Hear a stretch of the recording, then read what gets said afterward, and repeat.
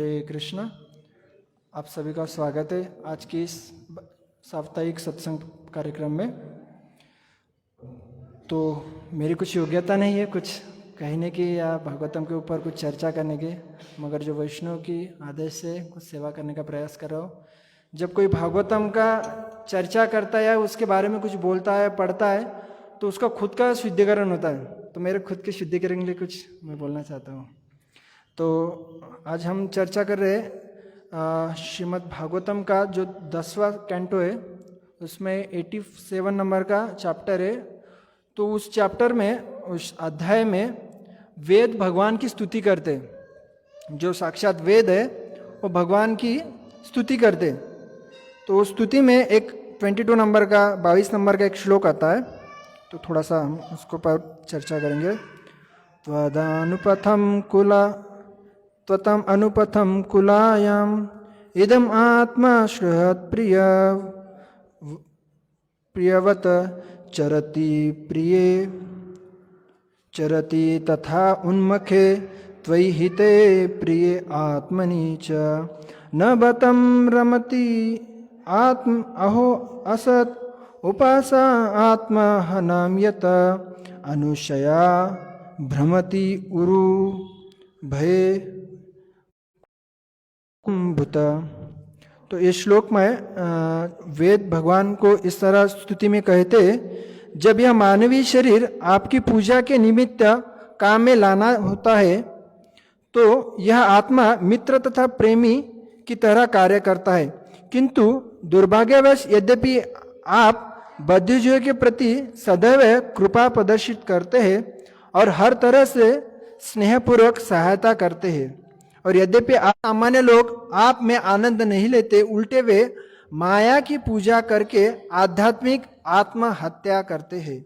हाय, असत्य के प्रति भक्ति करके वे निरंतर असफलता की आशा करते हैं, किंतु वे विविध निम्न शरीर धारण करके इस अत्यंत भयावह जगत में निरंतर इधर उधर भटकते रहते हैं। तो इसमें जो वेद है भगवान को स्तुति करते समय बोल रहे कि जब ये मानवीय शरीर हमें मिला है तो इसका उपयोग करना चाहिए मित्र के रूप में। ये शरीर मित्र भी बन सकता है या शत्रु भी बन सकता है। तो इसका वर्णन कर रहे हैं कि मित्र कब बन सकता है, जब वो भगवान की सेवा में लगता है तो वह मित्र बन जाता है, या वह हम इंद्रिय तुप्त में हमारा शरीर लगा देते तो वह शत्रु बन जाता है। तो जो वेद है हमारे, जो भी वेद भगवान की स्तुति करते, तो जो वेद है भगवान के वेद को एक चेतन स्वरूप है। कोई कह सकता है ये तो बुक ही है, सिर्फ वेद तो बुक में आता है या उसका पुस्तक है। तो जो भी भगवान के रिलेशन में आता है, उनके टच में आता है, तो वो चेतनमय बन जाता है। जैसा हम मूर्ति देखते हैं या कोई कहते हैं ना कि अरे अब इस पत्थर की पूजा क्यों करते हो, या पत्थर को क्यों आप भगवान मानते हो, क्योंकि वो भगवान का स्वरूप है, भगवान के टच में आता है। उनको भगवान, हम उसके विधि विधानों से उनको विराजमान करते हैं तो वह चेतनमय बन जाता है, उससे भगवान ग्रहण कर देते। इसी प्रकार वेद भी एक चेतनमय है, तो वह भगवान की स्तुति करे। जब द्वारका में भगवान थे तो तब वो भगवान की स्तुति करते। तो इसी प्रकार श्लोक भी भगवद गीता में भी आता है।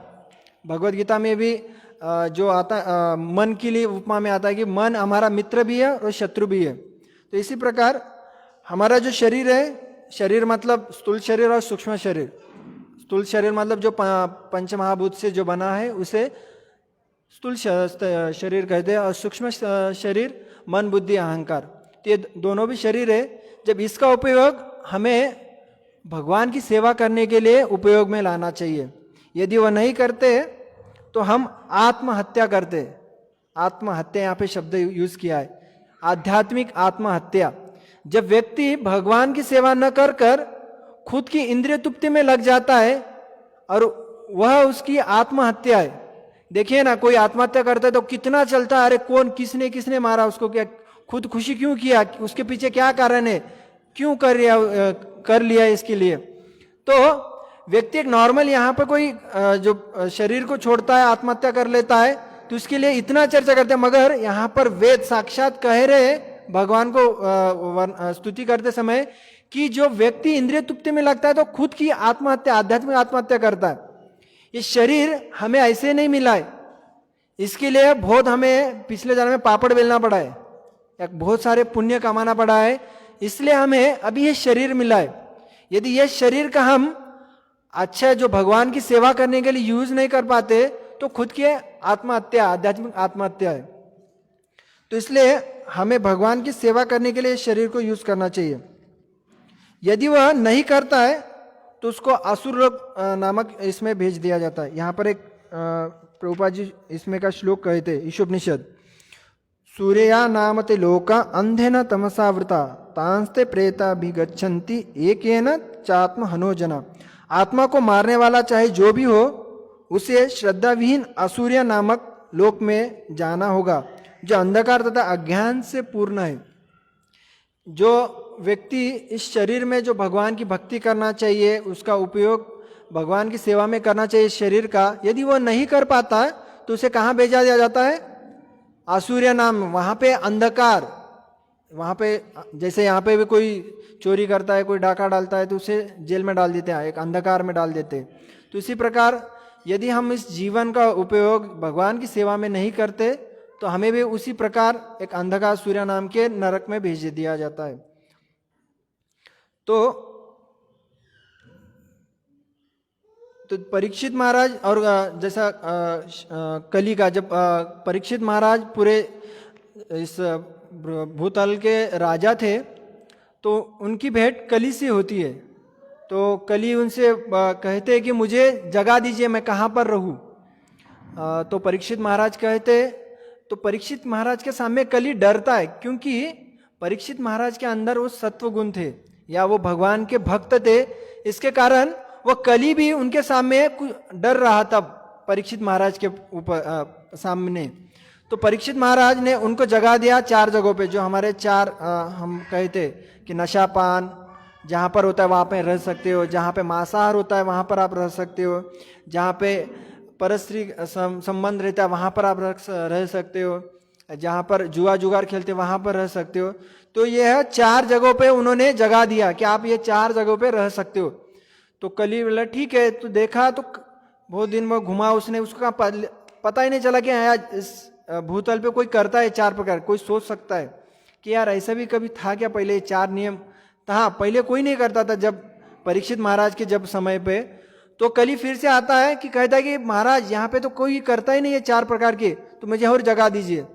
तो तब परीक्षित महाराज उन्हें जो आवश्यकता से ज्यादा धन ग्रहण करता है तो आप वहां पर रह सकते हो। तो बोलते ठीक है। तो कली का प्रभाव कलयुग में, कली भी राजा ही है और परीक्षित महाराज भी राजा है। तो परीक्षित महाराज के बाद कली का राज्य आने वाला था, अभी उसका ही राज्य है। तो कली उसके रहने के लिए उसे जगह दिया गया जहां पर ज्यादा धन आता है। देखिए ना, जिसके पास ज्यादा धन आता है तो वो कहाँ पर कमाता है। अब एक एग्जाम्पल बता दो, हमारा मंदिर के बाजू में चंद्रा गांव है, वहां पर जब MIDC में नहीं आया या वहां पर कुछ समृद्धि महामार्ग नहीं गया तो लोगों के पास कुछ उतना धन नहीं था, खेती करते शांति थे। मगर जब वहां से समृद्धि महामार्ग गया तो उन्होंने क्या किया, वो जमीन बेच दिया, उनको दे दिया, तो उसके धन आ गया। अभी वो धन तो आ गया, उसका अभी पैसा कहाँ पे कमा रहे हो? होटल में। मुझे एक व्यक्ति बोला कि बोले ये बाजू वाला उसकी जमीन थी, उसने वो बिल्डर को बेच दिया। बोला अभी कहाँ पर है वो? बोले अभी एकदम गरीब झोपड़पट्टी में रहता है। बोले क्यों? पैसा था, पैसा आ गया, मस्त रोज जाकर ढाबे में जाकर रोज खाने लगा, दोस्तों के साथ जाकर पीने लगा, पैसा ऐसे ही गंवा दिया, पूरा जितना पैसा आता वो गंवा दिया।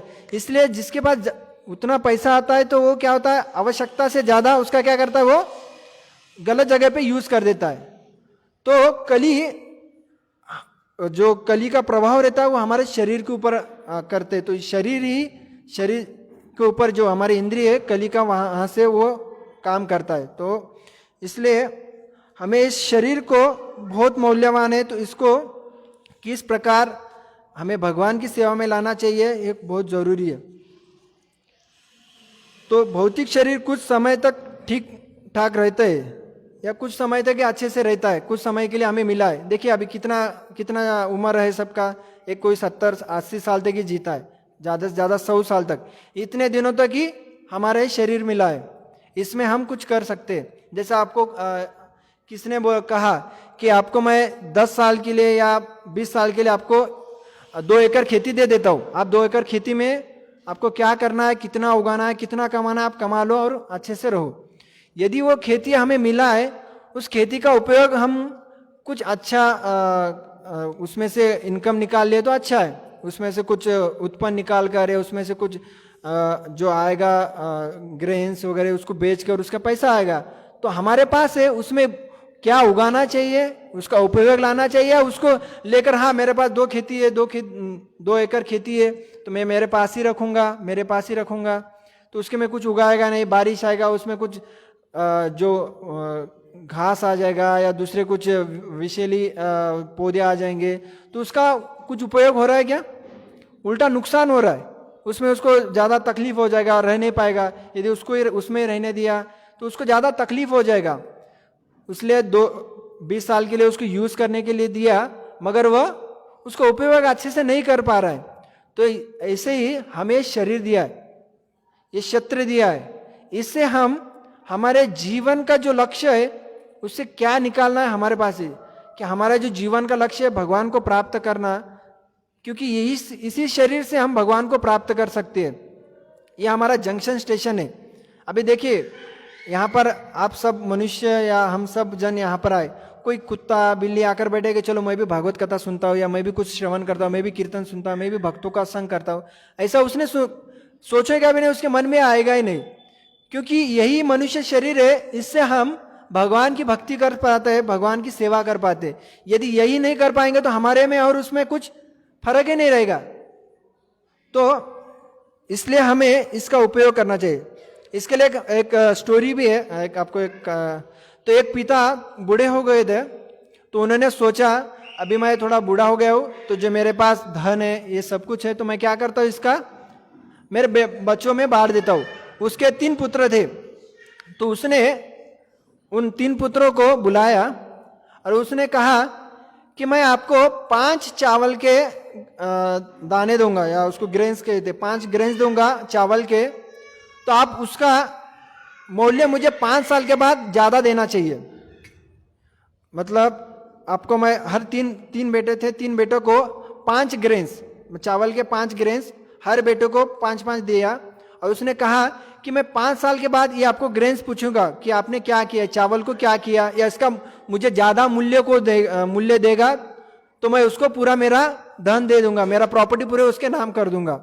तो एक बच्चे ने पहले क्या किया, उस धन को लिया, मतलब वो चावल को लिया, और उसने क्या किया, उसे फेंक दिया कि बोले यार पिताजी बाद में भेद नहीं कर पाएंगे, चावल तो चावल ही है ना, उनके थोड़ी ध्यान में रहेगा कि मैं यही चावल दिया था, तो बात की बात है 5 साल के बाद उनको मैं दूसरा चावल दिखा दूंगा, उसमें कुछ बड़ी बात नहीं है। तो दूसरे बेटे ने क्या किया, उस चावल को क्या किया, उसने एक जो टेम्पल रहता है उसका, जो घर का देव, उसका अल्टर, जो मंदिर रहता है घर में, जो मंदिर बनाया रहता है, वहां पर उसने एक चांदी के बक्से में वो 5 चावल रख दिया, और रोज उसकी पूजा करता था, क्योंकि अरे अच्छे से रखना चाहिए उसे, पिताजी को 5 साल के बाद दिखाना है, तो उसने उस प्रकार किया। और तीसरे बेटे ने क्या किया, उस 5 चावल को लिया और उसने घर के पीछे थोड़ा सा जगह था, तो वहां पे उसने बोया, उससे क्या किया, कुछ चावल आए, फिर बाद में और उस चावल को बोया, उससे और कुछ चावल आ गए, और कुछ बोया, 5 साल में उसके पास बहुत सा 2-3 एकड़ खेती भी आ गया और कुछ धन भी आ गया। तो पिताजी फिर 5 साल के बाद तीनों बेटों को बुलाते, तो पूछते कि आपने क्या क्या किया। एक बेटे ने बोलता हाँ ये लीजिए, आपने दिया वही लेकर आया, और दूसरे बेटे ने बोलता हाँ, वो बक्सा निकाल कर दिखाता है कि मैंने इसकी इतना, और तीसरे बेटे दिखाता है कि मेरे पास अभी खेती भी है और वो 5 चावल तो बहुत सारा है। तो पिताजी उस तीसरे बेटे को धन दे देते, क्योंकि उसका उपयोग उसने ठीक ढंग से उसका उपयोग किया, अच्छे से उसका उपयोग किया।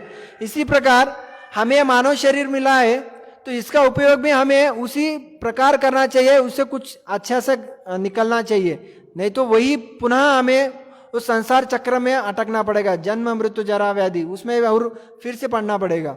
यह न करना है तो हमें इस मानव शरीर का उपयोग भगवान की सेवा में करना चाहिए।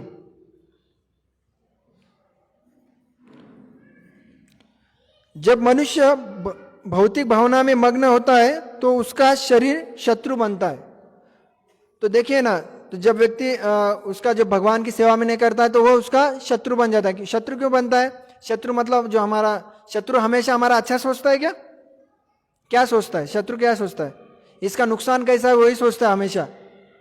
तो इसी प्रकार जब हम उसकी भगवान की सेवा में शरीर को नहीं लगाते वो शरीर हमारा शत्रु बन जाता है।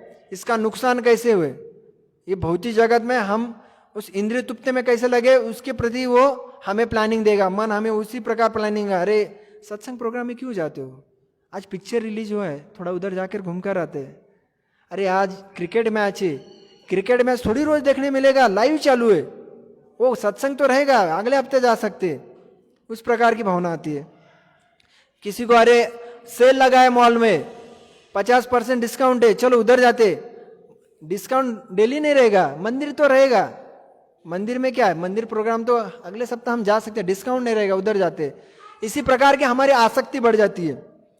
जो मनुष्य का असली स्वार्थ भगवान की सेवा करना है, जब व्यक्ति वो भूल जाता है तो वो अपने असली स्वार्थ को भूल जाता है। असली स्वार्थ मतलब जो भगवान की सेवा करना, उस स्वार्थ को भूलकर वो भौतिक चीजों में लग जाता है, भौतिक आसक्ति में लग जाता है।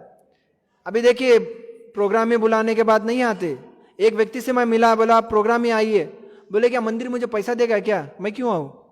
बोले मेरा, बोला ठीक है, आप मंदिर नहीं आते हो तो क्या करते हो? बोले मेरा काम इतना बहुत सारा रहता है, मैं बिजी रहता हूँ। बोला घर में आपके टीवी है क्या? बोले हाँ टीवी है। बोले आप न्यूज़ पेपर या मूवी देखते हो क्या? बोले हाँ देखता हूँ। उसको क्रिकेट बहुत पसंद था। बोले क्रिकेट देखते हो क्या? बोले हाँ, एक भी मैच छोड़ता नहीं मैं, सचिन तेंदुलकर का तो एक भी मैं जो भी मैच रहता है वो देखता हूँ। मतलब इंडिया पाकिस्तान का मैच तो कभी छोड़ता नहीं। मगर उसे मैं कहा कि आप जो क्रिकेट देखते हो, पिक्चर देखते हो, उसके लिए समय है। आप वहां पर नहीं बोलते अरे यार ये क्रिकेट टीम मुझे क्या पैसा देगा मैं उसको देखने के बाद, या ये मूवी देखने के बाद मुझे क्या मूवी वाला पैसा देगा? खुद का पैसा हम डालते, खुद का एनर्जी उसमें डाल रहे।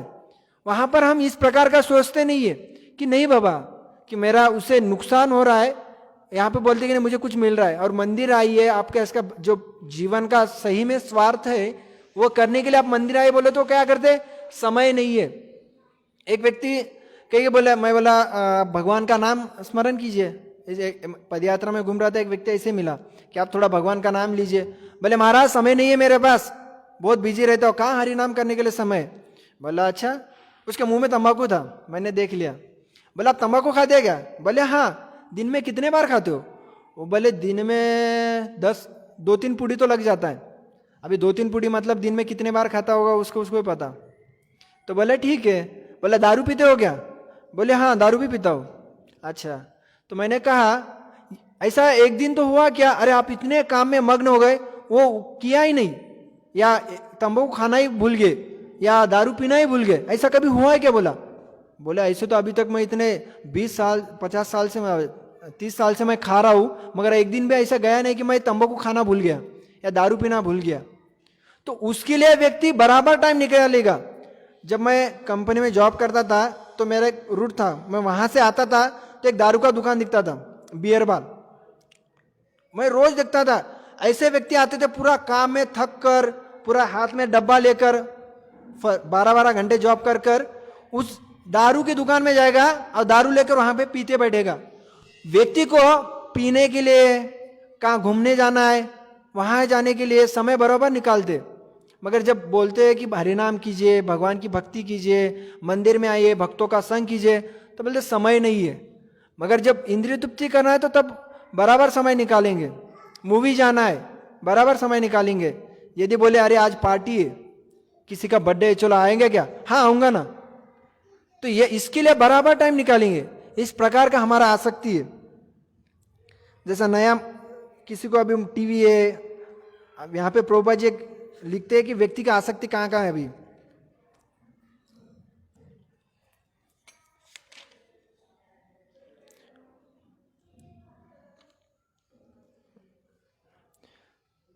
जो लोग अपने पतियों और संतानों, पालतू पशु इत्यादि शरीर में प्रति अत्यधिक आसक्त रहते हैं। व्यक्ति अपने पति पत्नी बच्चे उसमें बहुत सारा आसक्ति रहता है। अभी आसक्ति ये मैं उनका कंट्रोलर हूँ, मैं उनका स्वामी हूँ।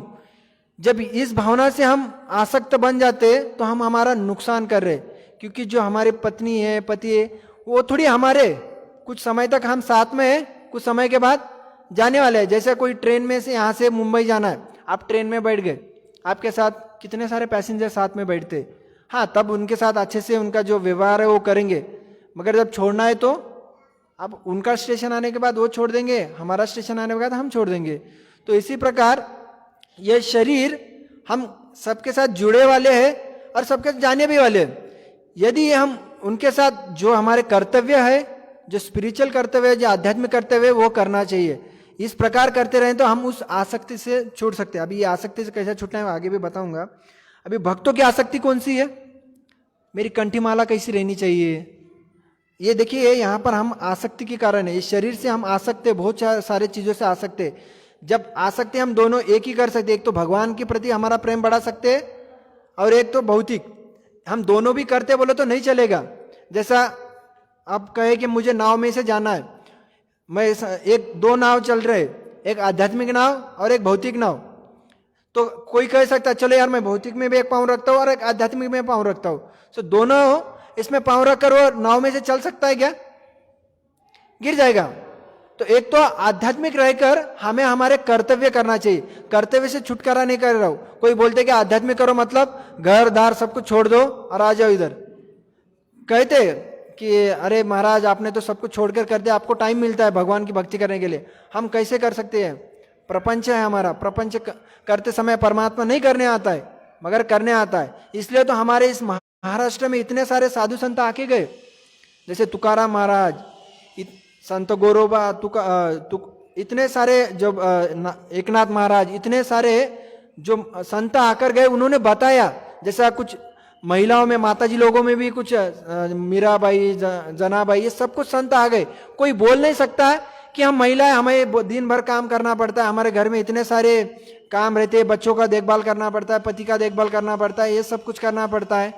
तो ऐसा कहकर क्या बोलते हैं, हमें समय नहीं मिलता भक्ति करने के लिए, भगवान की सेवा करने के लिए समय नहीं मिलता है, इस प्रकार का कहते। मगर हम उस प्रकार के उनके उदाहरण देखते तो हम उनसे सीख सकते कि नहीं उन्होंने किया हम भी कर सकते। देखिए सीरियल में देखकर व्यक्ति घर में उस प्रकार का प्रिंसिपल अपनाना चाहता है और उस प्रकार के झगड़े निर्माण करता है।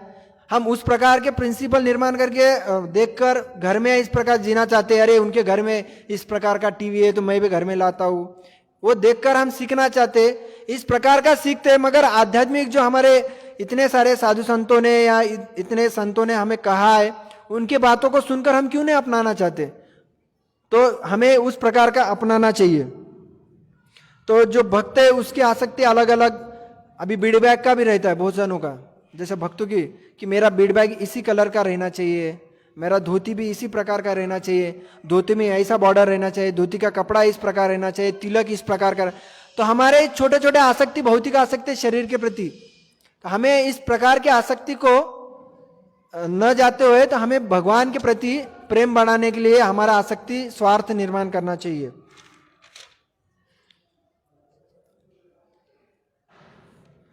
जो अपनी आसक्ति माया की ओर करती है और खुद की आत्महत्या, जो आसक्ति हमें, यह आसक्ति हमें आध्यात्मिक आत्महत्या करती है, इससे हमारा आध्यात्मिक आत्महत्या हो जाता है।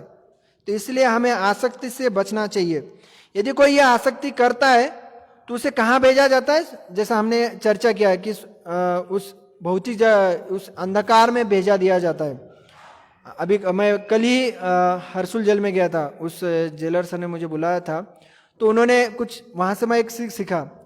वहाँ पे उनको कैंटीन भी रहता है, कुछ रहता है, तो व्यक्ति, मैं सोच रहा था उनके पास पैसा रहने से वो कुछ खरीदी भी कर पाते। उस व्यक्ति के साथ वो मुझे चर्चा कर रहे थे कि वो जेल में रहकर वो कुछ खरीदी कर पाता है, जिसके पास पैसा है, जिसके पास पैसा नहीं तो कुछ खरीदी नहीं कर पाता। तो मैं सोच रहा था उनको थोड़ा सा मैं इस बारे में सोच कर बोला कि व्यक्ति भी इस भौतिक जगत में ऐसा ही गिरा है कि उसके पास कुछ पुण्य कमाता है, कोई थोड़ा सा पिछले जन्म का या कुछ जन्म का हमारे पास पुण्य है, तो हम कुछ अच्छे रईस घर में जन्म लेते, या हम कुछ अच्छे से सुखी थोड़ा सा जीवन जी पाते जितना सुख है, मगर जिसके पास कुछ नहीं है तो वह दुखी भोगता है जीवन भर। इसी प्रकार उस जेल में भी वैसे ही रहता है, जिसके पास पैसा है तो वो अच्छे से रह पाएगा थोड़ा फार, या नहीं है तो वो उसका कुछ भी नहीं हो पाएगा। तो भौतिक जगत में व्यक्ति इसी प्रकार है, तो उसको निकालना चाहिए, तो उसका खुद होकर वो निकल नहीं पाता है, ऊपर से आदेश आना चाहिए, या कोई जेलर को थोड़ा सा अच्छे से प्रेम से बात कर कर उसको उसके साथ वहां पर थोड़ा सा इन्वायरमेंट अच्छा कर पाएगा, मगर उससे बाहर नहीं निकल पाएगा। इसी प्रकार हम इस भौतिक जगत में अटकते हैं तो व्यक्ति अलग अलग प्रकार की प्रक्रिया करता है। क्या करता है? कुछ देवी को प्रसन्न करने का है, या मंदिर जाता है, चलो मैं आज एक नारियल फोड़ देता हूँ, अब भगवान मुझे प्रसन्न कर रही है, या मैं कुछ जो पेड़े या कुछ मिठाई रहते हैं मैं उसको भगवान को चढ़ाता हूँ, उससे मुझे कुछ फायदा हो जाएगा। थोड़ा सा उसको लगता है कि इस प्रकार का करने से मेरा जीवन में वो आनंद प्राप्त कर पाऊंगा, मगर व्यक्ति आनंद तभी प्राप्त करता है जब भगवान की शरण ग्रहण करता है। तो एक व्यक्ति ऐसे में मुझे मिला, कुछ दिनों की बात है अभी, कि मेरे जीवन में बहुत सारे मुझे परेशानी आ रहे, मैं बहुत दुखी हूँ, कुछ है क्या? बोले आपके पास महाराज कुछ उपाय बताइए जरा सा सुखी हो पाए हम। बोला अच्छा, आप किस लिए दुखी हो? बोले कुछ काम करता तो मेरे पास वो टिक ही नहीं रह पाता है। बोला अच्छा, आपका पेमेंट कितना है? वो बोला मेरा पेमेंट कुछ 10-12 हज़ार है। बोला अच्छा 10,000-12। घर में टीवी है क्या? बोला हाँ टीवी भी है। रिचार्ज है क्या? हाँ रिचार्ज भी है। बोला कपड़े है, गाड़ी है, गाड़ी कौन सी? गाड़ी भी है। बोले उसमें तो व्यक्ति कुछ चीज़ें उसके पेमेंट कम है और उससे ज़्यादा उसके एक्सेप्टेशन है, तो उसके बारे में दुखी रहेगा। तो उनको लगता है कि मैं ऐसा भोग भी करूं, आसक्ति निर्माण रहे, और मैं कुछ उपाय चाहिए, उससे मैं थोड़ा सा कुछ कर्मकांडी उपाय चाहिए, थोड़ा नींबू वगैरह कुछ कुछ मिल जाए। साधु मतलब उनको लगता है कि जो सर्विस सेंटर है हमारा गाड़ी दुरुस्त कर दे फिर बाद में हम घुमा ले। मगर साधु संतों का या इसका उपयोग किस लिए करना चाहिए? हमें भगवान का ज्ञान लेने के लिए, हमें जीवन को, जो जीवन का लक्ष्य है उसे प्राप्त करने के लिए हमें भक्तों का संग करना चाहिए। जो लोग इंद्रिय तृप्ति के प्रति अत्यधिक आसक्त है तो उन्हें एक मिनट, हाँ, जो अभी हमने वही पॉइंट कहा कि व्यक्ति इंद्रिय तृप्ति में आसक्त रहता है तो उसे लगता है कि कुछ भौतिक चीज़ों से मुझे आनंद मिल जाए, या मैं कुछ इनको कुछ देवी देवता को प्रसन्न करूँ तो मुझे आनंद मिल जाएगा, मैं कुछ बाबा के पास जाऊँ तो मुझे कुछ मिल जाएगा, या तंत्र विद्या करके मैं कुछ मिल जाएगा। तो इस प्रकार का व्यक्ति सोचता है, मगर उसे यदि जीवन का जो यूज़ करना है तो भगवान की भक्ति करके ही उसे मिल पाता है। यदि वह नहीं कर पाता है तो उसका वो आत्महत्या है। इसी प्रकार की इच्छा बनाए रखने से व्यक्ति निरंतर शरीरों में घूमना पड़ता है उसे। यदि इस प्रकार की हमारी आसक्ति बनी रहती है, भौतिक आसक्ति बनी रहती है, इंद्रिय तृप्ति हमें बनी रहती है, तो हमें बार बार इस शरीरों में घूमना पड़ता है। ये शरीर मिला है तो हमें ऐसे नहीं मिला है, ये चलो यार ले लो, इसे बहुत हमें कष्ट करना पड़ा है, बहुत सारे पुण्य कमाना पड़ा है, तो इसलिए तो हमें शरीर मिला है। 84 लाख योनि घूमने के बाद यह एक मनुष्य शरीर मिला है। इतने सारे प्राणियों की जीवन में घूम घूम कर अभी यह मनुष्य शरीर मिला है। जैसा आपको कोई डायरेक्शन में जा रहे हो, मगर आपको कहाँ पर भी जाने के लिए रास्ता नहीं, एक 4 जो चौक रहता है, वहाँ पे चौक में आपको चौक से हम लेफ्ट जा सकते हैं, राइट जा सकते हैं, तो हमारे पास वहाँ पे स्वतंत्रता है कि हमें कहाँ जाना है। तो ये मनुष्य शरीर भी एक चौक के जैसा है, वहाँ से हम डिसाइड कर सकते हैं हमें कहाँ जाना है। हमें वापस हमारे भगवत धाम जाना है, या फिर से हमें पुनः 84 लाख घूमना है, पुनरपि जन्म पुनरपि मरणम, इस प्रकार घूमना है। इस चक्र में फिर से घूमते, फिर से दुख, फिर से वही परेशानी करना है, हमें इस से बाहर निकलना है। यदि इस शरीर को हम मित्र बना लेते तो हम इस बाहर निकल सकते। मित्र तभी बनता है जब उसका भगवत भक्तों, यहाँ पे प्रभुपाद जी कहते उद्धार का एकमात्र आशा यह है कि भगवत भक्तों के द्वारा दी गई दयापूर्ण शिक्षाओं को सुनने का अवसर पा सके। तो व्यक्ति को जो भगवत भक्तों ने जो शिक्षा दिया है उसे सुनना चाहिए। जो भक्तों ने हमें जो दिया है, जैसे श्रील प्रभुपाद जी ने हमें जिस प्रकार के ग्रंथ दिए उसे पढ़कर जो हमें जो शुद्ध भक्त है उनसे सुनकर जो शिक्षाएं हमें दी है शास्त्रों में, भगवद गीता में, भागवतम में, उसे सुनकर हम इस आसक्ति को दूर कर सकते।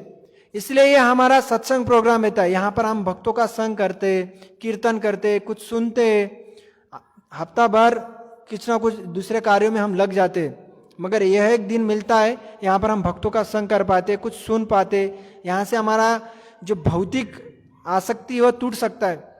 देखिए ना, कोई सो जाता है तो उसका एक ही इंद्रिय काम करता है, कौन सा? सुनना। ये श्रवण इंद्रिय इतना पावरफुल है, आप आंखें बंद के लिए आपके सामने कितना भी कुछ हो, आपको कुछ दिखाई नहीं देगा। तो सुनना ऐसा है कि आप सो भी गए ना तो आपको कान आवाज आने के बाद यह अलर्ट होता है, हमें पता चलता है। तो श्रवण यह बहुत जरूरी है। तो हमें श्रवण करना बहुत ही इंपॉर्टेंट है। और भक्ति मार्ग में पहला जो नवदा भक्ति आता है तो पहला श्रवण आता है, श्रवणम कीर्तनम। पहला श्रवण कीजिए। जब भगवान का हम गुणगान श्रवण करते तो हमारा हृदय परिवर्तन होता है। अब हृदय परिवर्तन होगा तो हमारा आसक्ति टूट जाता है। देखिए ना, अभी किसी को इंजीनियरिंग करना है, किसी को सीए करना है, या किसी को डॉक्टर बनना है, तो वो क्या करता है? पहला विधि क्या रहता है उसका? वो कॉलेज में जाकर क्या करता है? क्या करता है कॉलेज में जाकर? सुनता है ना। और जब तक सुनेगा नहीं तो क्या लिखेगा? या जब तक सुनेगा नहीं तब तो कुछ करेगा ही नहीं। वो जब तक सुनेगा नहीं तब तक वो कार्य करे नहीं पाएगा। तो भक्ति मार्ग में हमें सुनना चाहिए, और सिर्फ सुनना नहीं चाहिए तो उसका प्रैक्टिकल भी करना चाहिए। अभी कॉलेज में सिर्फ थियोरेटिकल बताया, ऐसा होता है, इस प्रकार का है, आपको इलेक्ट्रिक ऐसा प्लस माइनस लगाना चाहिए, ये करना चाहिए, वो सब सुनता है, मगर वो प्रैक्टिकल जब तक नहीं करता तो उसका अनुभव नहीं आएगा, नहीं सिर्फ थियोरेटिकल हो जाएगा। जिस ज्ञान को हम सुनते हैं वो ज्ञान को सुनना चाहिए, और उसे भगवान मतलब उस ज्ञान को हमारे प्रैक्टिकल जीवन में अपनाना चाहिए। और तब वो अपनाएंगे तो हमें उसका अनुभव आता है। तो भगवत भक्त के बारे में भी जो वेद है वो कुछ कहते हैं। वो पिछले श्लोक में कहते हैं,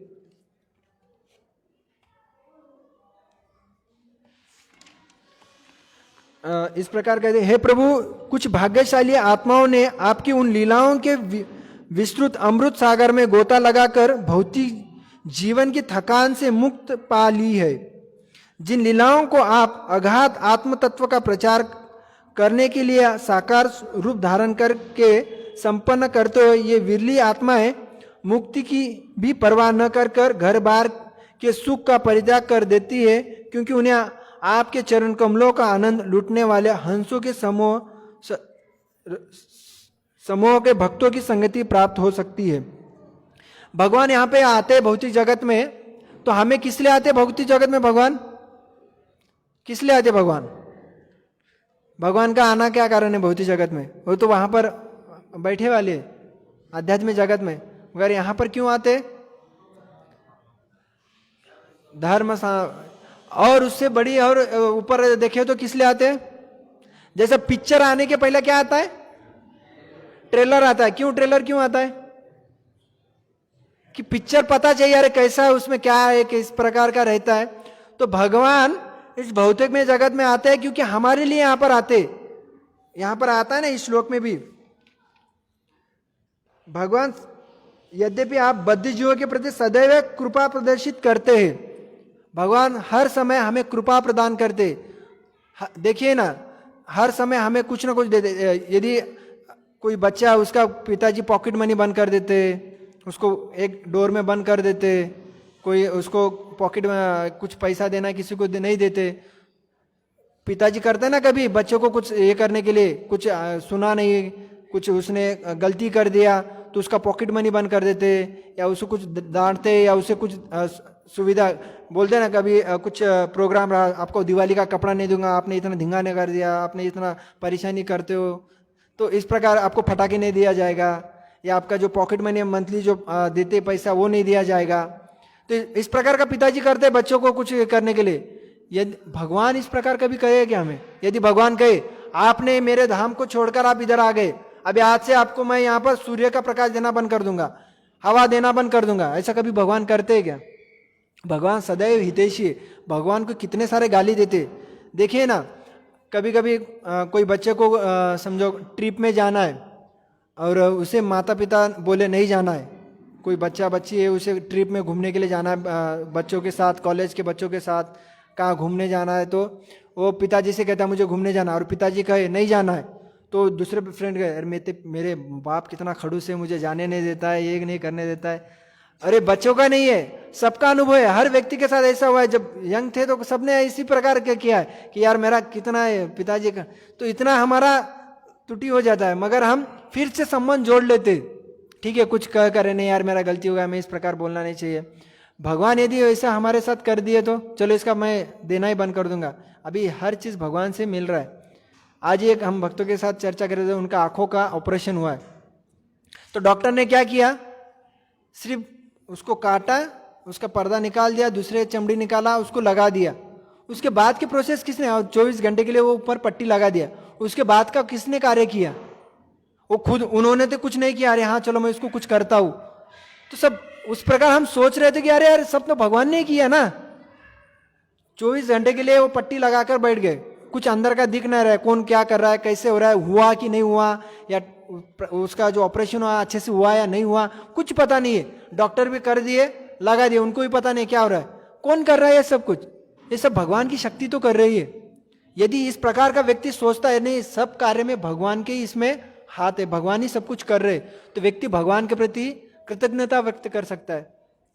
तो हम एक एग्जाम्पल बता रहे थे, एक राजा था, तो उसे उसकी प्रशंसा सुनना बहुत अच्छा लगता था, हर मंत्री उसकी प्रशंसा करता था कि राजा आप बहुत अच्छे हो, आप सबकी हित करते हो, ये करते हो। तो एक दिन एक मंत्री ने हद ही कर दी, वो कहता है कि राजा आप भगवान से बढ़कर हो। और राजा सोचता है अरे यार ठीक है इतने प्रशंसा करते, ठीक है, अरे अभी भगवान से बड़ा कहा, ये तो ज्यादा ही हो गया। तो उस राजा ने मंत्री को कहते कि सही में क्या, मुझे उसका प्रूफ करके दिखाओ कि मैं भगवान से बढ़कर कैसे हूं। अभी वो मंत्री होशियार था, थोड़ा सा एकदम होशियारी था, तो उसने कहा कि राजा यदि मैं आपके प्रति गलती कर दूं तो आप क्या करेंगे मुझे। तो राजा कहते कि मैं आपको तड़ी पार कर दूंगा, इस राज्य से बाहर निकाल दूंगा। तो राजा मंत्री कहता राजा को, देखिए इसलिए आप सबसे भगवान से बड़े हो, क्योंकि भगवान कभी तड़ी पार नहीं करते, कभी उसको निकाल नहीं देते, उसका कभी संग छोड़ने देते। क्योंकि देखिए हम भगवान को छोड़कर यहाँ पर आए, भगवान हमारे अंदर हृदय में बैठे वाले, आप हमें हम सब सुविधा प्रदान कर रहे, सब चीजें हमें दे रहे, सब कुछ हमें प्रदान कर रहे। यदि वो राजा इसलिए कहा कि उसने आप भगवान से बढ़कर हो, क्योंकि आप मुझे निकाल सकते हो मगर भगवान कभी निकाल नहीं सकते, इसलिए आप भगवान से बढ़कर हो। तो भगवान इतने हितैषी है, हर चीज हमें प्रदान कर रहे, तो हमें इसका लाभ लेना चाहिए। भगवान इतने हितैषी है तो हमें यहाँ पर लीला दिखाने आते, हमें दिखाने आते कि आप भौतिक जगत में कहाँ फंसे हो, आध्यात्मिक जगत में इतना सारा आनंद है, इतने सारे आप मेरे से आदान प्रदान कर सकते हो।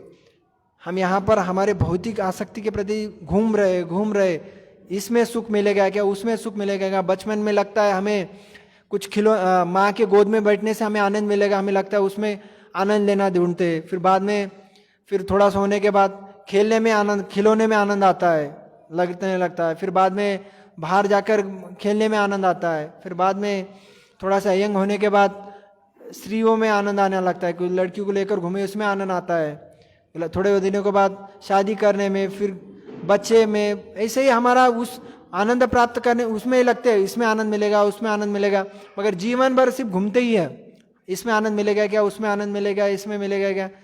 तो हमें इस भौतिक जगत में आनंद मिलने ही वाला नहीं है, तो हमें आनंद प्राप्त करना है। यहाँ पर कहा है ना कि क्योंकि यह उनके आपके चरण कमलों का आनंद लुटते हैं। हंसों के समूह में, हंस कहाँ पर रहते, हंस कहाँ पर रहते, हंस वहां पर ही रहते हैं जहां पर एकदम पानी स्वच्छ हो। और कौवा कहाँ पर रहता है, उसे अच्छी जगह पे रखो वो नहीं रहेगा, जहाँ पे कूड़ा कचरा गिरे वाला रहेगा तो वहां पर ही रहेगा वो, तो कौवे का गुण है। और हंस कहाँ पे रहता है, जहाँ पे उसे सुगंधित फूल रहेंगे, कमल रहेंगे, वहां पे पानी एकदम शुभ्र रहेगा, तो वहां पर हंस रहता है। तो उसी प्रकार जो भगवान के चरण कमल या उस वहां पर आनंद मिलता है, और हंसों की तुलना वो भगवत भक्तों से की है। तो उस समूह में जब रहेगा व्यक्ति तो उसके अंदर भी वही गुण आएंगे, तो कलयुग में जो समूह संघ का गुण प्रभाव करता है, सब संघ में जो संघ में आएंगे उसी प्रकार हमारा चेतना बनता है। व्यक्ति को यदि समझना है उसका स्वभाव कैसे है, तो उसके जिस आजू बाजू जिसके साथ रहता है उन लोगों को देखना चाहिए, तभी उस व्यक्ति को समझ पाएंगे। क्योंकि वो व्यक्ति उनके साथ ही रहेगा, उसका वो जो अभी उस व्यक्ति पीता है कि नहीं तभी पता चलता है। जो पीने वालों के संग में रहेगा या गंदे लोगों के साथ रहेगा तो वो व्यक्ति भी गंदा रहेगा, वैसा उसका स्वभाव ढूंढा जाता है। तो कलयुग में भक्तों का जो समूहों का पावर बहुत है। देखिए हम जब भगवान के यहाँ पर भी नाम स्मरण करते तो एक अलग ही अनुभूति आता है, अकेले में करते तो उतना नहीं आता है।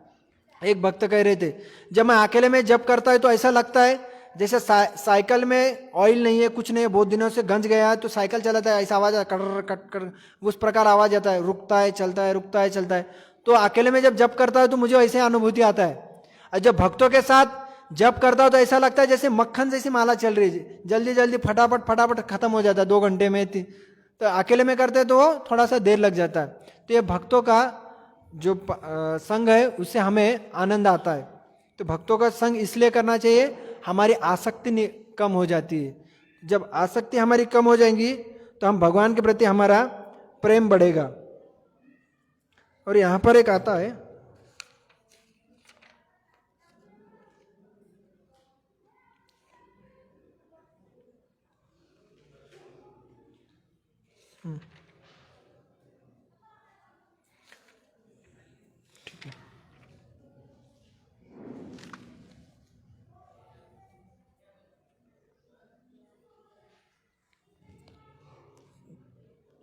तो जो हमारा भक्तों द्वारा जो उपदेश है, श्रील प्रभुपाद जी ने जो हमें उपदेश दिया है, तो हमें उसका श्रवण करना चाहिए और उसका पालन करना चाहिए। जब हम उसका अच्छे से पालन करेंगे, उसको हमारे जीवन में अपनाएंगे, तो हमारे उस आसक्ति को कम कर सकता है। यही है कि ऊपर प्रभुपाद जी ने यहाँ पर कर रहे। और जो हमारे इंद्रिय है, जो हमारा शरीर है, तो उसको अभी हमने तो कह दिया कि हाँ भगवान शरीर को मित्र बनाना है। तो शरीर को मित्र तभी बना सकते हैं जब हमारे इंद्रिय भगवान की सेवा में लगाए। जैसा एक भगवद गीता में कहते कि ऐसा कौन सा, अर्जुन कहते कि भगवान ऐसी कौन सी चीज है कि वो मुझे पाप करने लगाती है। ऐसी कौन सी चीज है, मेरी इच्छा नहीं होती है कि मैं पाप करूं, मगर मुझे ऐसा फोर्सफुली कोई तो करने लगाता है। कभी कभी लगता है यार चलो आज मैं कुछ मूवी नहीं देखूं, या कभी हम लगता है मैं क्या करता हूँ, थोड़ा सा 5 मिनट के लिए मैं थोड़ा सा व्हाट्सअप चेक करता हूँ, मैं 5 मिनट व्हाट्सअप चेक करता हूँ, या मैं कुछ यूट्यूब पे वीडियो देखता हूँ। 5 मिनट के लिए हम ओपन करते, उसमें एक वीडियो देख लेते, बाद में दूसरा देख लेते, तीसरा देख लेते, ऐसा 1 घंटा कैसे निकल जाता है पता ही नहीं चलता है। सबका अनुभव है, कोई व्हाट्सअप में आता है, कोई फेसबुक में, कोई हर चीज़ों में। कभी कभी पिक्चर थोड़ा यार एक थोड़ा 5-10 मिनट में थोड़ा मूवी देख लूँ, या 5-10 मिनट में थोड़ा न्यूज़ देख लूँ, उसे लगता है तो उसमें 1 घंटा 2 घंटा कैसे निकल जाता है पता ही नहीं चलता है। और बाद में लगता है अरे मैं, मेरी इच्छा ही नहीं थी करने की, मगर मैंने कैसे कर दिया। तो कोई तो मुझे ऐसा फोर्सफुली करने लगा रहा है। अर्जुन का क्वेश्चन भी उसी तरह था। तो भगवान कहते कि बराबर है, आपको वो जो आपका ज्ञान है उसके ऊपर आवृत्त है। कौन आवृत्त है? काम। ये काम भाव जो काम है वो आपको ज्ञान को आवृत्त कर रखा है। वो काम मतलब, अभी कोई सोचता है काम मतलब सेक्स डिजायर, नहीं। काम मतलब जो हमारा गोल स्टेटमेंट है। अभी हमारा मनुष्य शरीर का गोल स्टेटमेंट क्या है? भगवान की भक्ति करना। भगवान की भक्ति के अलावा जो भी हम कार्य करते हैं वो हमारे लिए काम है, लस्ट डिजायर है। इसलिए वह काम है, ऐसी चीज है वो आपको फोर्सफुली करने लगाती है। तो अभी तो हमें अर्जुन को पता चल गया कि क्या काम है, वह हमें परेशानी कर रही है, या हमें वो काम मतलब वो काम चीज हमें फोर्सफुली करने लगा रही है कोई चीज। और भगवान कहते हैं कि वो उस चीज ऐसी है, उसको करो, उसके ज्यादा बढ़ जाता है। मतलब उसे बुझाने का प्रयास करो उस भावना को, वो फिर से बढ़ जाती है। हमें लगता है चलो यार कि मुझे स्टडी करना है, तो थोड़ा देर मैं एक बार क्या करता हूँ, मैं थोड़ा सा मूवी देख लेता हूँ। कुछ स्टूडेंट को लगता है अरे एग्जाम आ रहा है, एग्जाम के पहले थोड़ा मूवी देख लेता हूँ तो मेरा एग्जाम के टाइम मुझे परेशानी नहीं होगा। तो एग्जाम मूवी देख लेता है फिर से, और उसका वो मूवी का वही चिंतन करते रहे, अरे उस मूवी में ऐसा था, उसने ऐसा किया था, इस प्रकार का हुआ था। तो व्यक्ति का उस जैसा फंगस या खुजली की बीमारी आती है, तो हमें लगता है खुजली हो रहा है, मैं क्या करता हूं, उसको थोड़ा खुजलाता हूं, तो उससे क्या होगा, खुजली कम हो जाएगा, मगर वो खुजली बढ़कर आ जाता है। तो इसी प्रकार वो काम वासना या काम जो है, जो हमारी गोल स्टेटमेंट के अलावा जो डिजायर है, जब उसे हम पूरा करने का प्रयास करते हैं तो वो फिर से बढ़कर आ जाती है। जैसा अग्नि है और अग्नि को बुझाने के लिए मैं घी डाल रहा हूं, तो क्या होगा, वो बढ़ेगा फिर से। तो इसी प्रकार एक काम है। तो बाद में भगवान कहते हैं अभी हमें तो पता चल गया कि आतंकवादी तो आ गए, आतंकवादी पता चल गया कि आतंकवादी है, वो कहां पर अभी पता चाहिए ना, शत्रु पता चल गया, शत्रु ये है, अभी इसको हमें मारना है। तो इसी प्रकार हमें पता चला कि काम है, अभी इसे हमें मारना है, तो इसे कहां पर ढूंढे। तो भगवान कहते हैं ये काम कहां पर रहता है, इंद्रिया, मन और बुद्धि, ये तीन जगहों पे काम रहता है। जैसा मुंबई, दिल्ली और कोलकाता, ये तीन जगह पे आते रह के बैठे, तो पहला हम क्या करेंगे, कहां पर जाकर मारेंगे, मुंबई, पास में है ना, थोड़ा जल्दी काम हो जाएगा। तो इसलिए भगवान बाद में कहते हैं कि आपको यदि उसे मारना है या उसे थोड़ा उस काम वासना को कम करना है, वो जो गोल स्टेटमेंट के अलावा जो डिजायर है उसे कम करना है, तो हमें क्या करना पड़ेगा, इंद्रियों को नियंत्रित करना पड़ेगा। इंद्रियों को, उसको इंद्रियों के ऊपर जो काम का प्रभाव है उसे कम करना पड़ेगा, क्योंकि ये इंद्रिया हमारे इनपुट डिवाइसेस है, हम इंद्रियों से तो ग्रहण करते। देखिए हमारी आसक्ति कब बढ़ती है, खाने के, जैसे गुलाब जामुन किसने देखा ही नहीं है, उसने कभी जीवन में उसका टेस्ट किया ही नहीं, तो उसको गुलाब जामुन मतलब पता चलेगा, वो लगेगा मैं अभी 10 गुलाब जामुन खाऊंगा, मुझे गुलाब जामुन खाना है, इस प्रकार का करेगा क्या। जब इंद्रिय वस्तु इंद्रिय के संपर्क में आती है तो तब इंद्रियों को उसकी टेस्ट लग जाती है और फिर वो खाता है। फिर इंद्रिया, मन फिर बाद में प्लानिंग करता है, अरे हाँ मैं वो खाने के बाद मुझे उसका आनंद, उस प्रकार का आनंद आया था, तो मन प्लानिंग करता है, मन उस प्रकार का इच्छा करने लगता है, बुद्धि फिर प्लानिंग करने लगता है। तो पहला जो है हमारी इंद्रिय है, तो हमें क्या करना चाहिए, इंद्रियों को नियंत्रित करना चाहिए। अभी जैसा अभी ये ग्लास है, अभी ग्लास में पानी है, ग्लास में कुछ भी नहीं है, मतलब क्या रहेगा, इसमें क्या रहेगा, हवा रहेगा। यदि मुझे हवा को निकालना है तो क्या करना पड़ेगा, इसमें पानी भरना पड़ेगा। जब मैं पानी भरूंगा तो हवा निकल जाएगा। ऐसा कोई नहीं सकता चलो अभी मैं डायरेक्ट एकदम ये कर दूंगा परिवर्तन। तो इसलिए हमें कुछ तो डालना पड़ेगा उसके अंदर। अभी हमारे मन के अंदर, बुद्धि के ऊपर उसका प्रभाव गिर गया है, तो पहला हम क्या करते, भगवान कहते हैं इंद्रियों को नियंत्रित करो। जब इंद्रियों को नियंत्रित करोगे तो वह आपको उस काम को मार देगा या उसको कम कर देगा। तो जो हमारे इंद्रिय अभी देखना है, सुनना है, जो हमारे स्पर्श है, ये सब हमारे इनपुट डिवाइसेस है। जो इनपुट डालेंगे वह आउटपुट आएगा। गीगो प्रिंसिपल, वो हम गीगो प्रिंसिपल कहते हैं, जो garbage in garbage out, positive in positive out, negative in negative out. जो पिक्चर देखेंगे उसी प्रकार हम देखिए ना, कोई एक्शन पिक्चर देखकर आता है। अभी जैसा गेम चल रहा है, पबजी गेम, तो फ्री फायर, कुछ बच्चों को देखा हो टेम्पल साइड पे कुछ बच्चे गेम खेलते, तो कौन सा खेलते हैं, फ्री फायर का। कुछ उधर का कुछ लकड़ी वगैरह उठा लेते, जैसे किसी को मारने के जैसे इधर उधर घूमने लगते, क्योंकि उस प्रकार का देखा इसलिए उस प्रकार का कार्य कर रहे। जैसा कुछ WWE कोई देख लेता है तो उसी प्रकार वो मारने का खेल खेलता है। कोई देखता है मूवी में, अरे यार इनके पास सास बहू की सीरियल देखता है, इसकी बहू देखता है, अरे उसने इस प्रकार किया तो उसने आनंद लिया था, इनके घर में कितना बड़ा टीवी है, इनके पास कितना सुंदर सुंदर साड़ी है, इनके पास कितना कपड़ा है, इनके पास कितना आलीशान बंगला है, हमारे पास कुछ भी नहीं है। व्यक्ति फिर वैसा प्राप्त करने के लिए उस प्रकार का कार्य करने लगता है। तो जो हम देखते हैं उसी प्रकार हमारी भावना बन जाती है। जो प्रकार का सुनते हैं उसी प्रकार का हम बोलेंगे। इसलिए भगवान कहते हैं पहले जो इनपुट डिवाइस है उसको कंट्रोल करो। उसमें से क्या करो, कंट्रोल मतलब कुछ भी डालना ऐसा नहीं है। तो कंट्रोल मतलब उसमें ऐसा डालो जो हमारे गोल स्टेटमेंट के लिए ठीक रहेगा। गोल स्टेटमेंट में जो हमारे भक्ति के लिए जो ठीक रहेगा वो डालना चाहिए। अभी आंखों से भगवान का, जैसा इन्होंने किया था अमरीश महाराज ने, उनके सभी इंद्रिय भगवान की सेवा में लगाया था। कैसे? आंखों से भगवान का दर्शन करते थे, और कानों से भगवान का गुणगान सुनते थे, नाक से भगवान को जो फूल ऑफर किए थे उसको सूंघते थे, जिह्वा से भगवान का प्रसाद ग्रहण करते थे, हाथों से भगवान का मंदिर मार्जन करते थे, पैरों से भगवान के धामों में जाते थे। तो यह सब इंद्रिय उन्होंने भगवान की सेवा में लगाया। हम भी लगा सकते, नाम जप करते, वो भी हमारे इंद्रिय, यदि कोई सोचता है तो उसके इंद्रिय पूरे भगवान के नाम जप में लग सकता है। कैसे? जब व्यक्ति भगवान का नाम जप करने बैठता है, उसका हाथ क्या हो रहा है? नाम जप के लिए भगवान की सेवा में लग रहा है। जब भगवान का चित्र सामने देखता है तो आंखें उसके भगवान की सेवा में लग रहे हैं। या कोई व्यक्ति भगवान का नाम उच्चारण कर रहा है, उसका मुख क्या हो रहा है?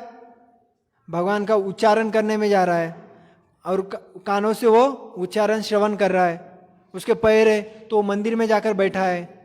नाक है तो जो भगवान के जो फूल से उसका जो मंदिर का इन्वायरमेंट का जो सुगंध आता है उसको सूंघ रहा है। तो जब व्यक्ति इस प्रकार भावना से भी कर रहा है तो उसके इंद्रिय पूरे भगवान के नाम जप से भगवान की सेवा में लग रहे। तो इस भावना से हम जप करेंगे तो ये हमारे इनपुट डिवाइसेस को कंट्रोल करना चाहिए। कंट्रोल मतलब उसको ठीक से रेगुलेट करना चाहिए। जो हमारे भक्ति के लिए पूरक है उसे ही हमें अंदर डालना चाहिए।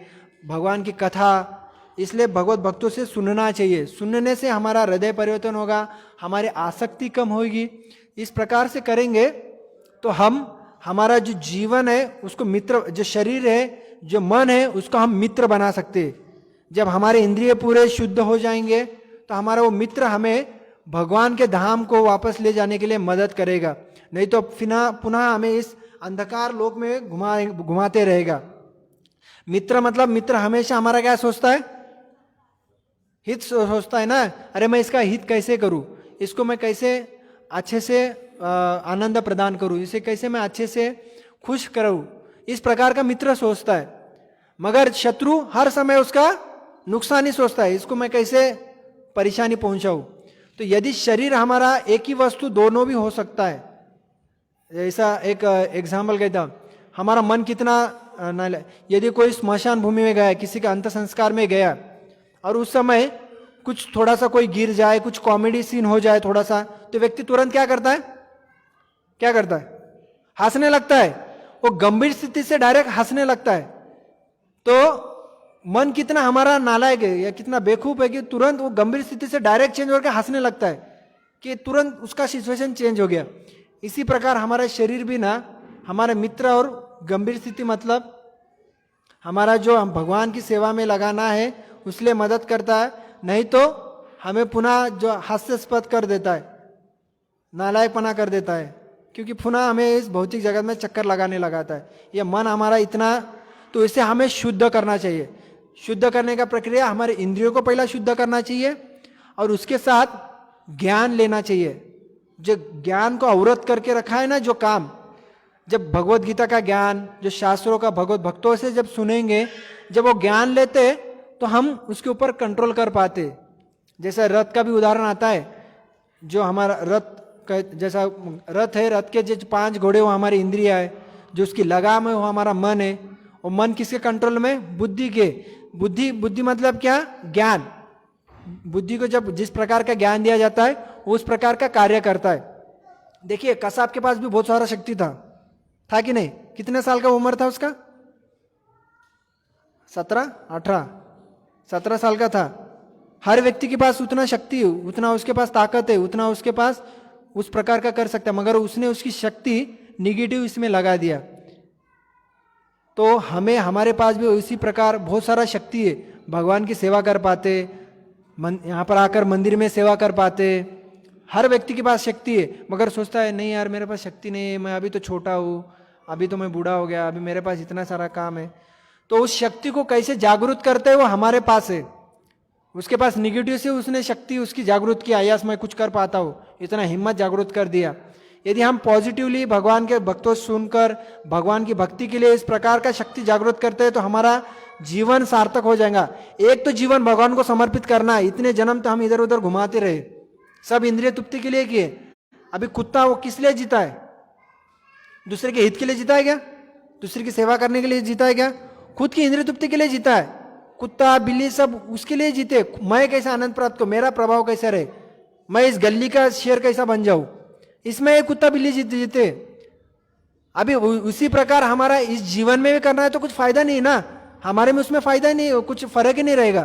तो इसलिए हमें इसका सुविधा मिला है तो इसका उपयोग हमें भगवान की सेवा में करना चाहिए। इसे हमें मित्र बनाना चाहिए, और मित्र तभी बनेगा जब हम सुनेंगे, हमारे इंद्रियों को शुद्ध बनाएंगे, उस प्रकार का ज्ञान लेंगे, भक्तों का संग करेंगे, सत्संग प्रोग्राम में आएंगे।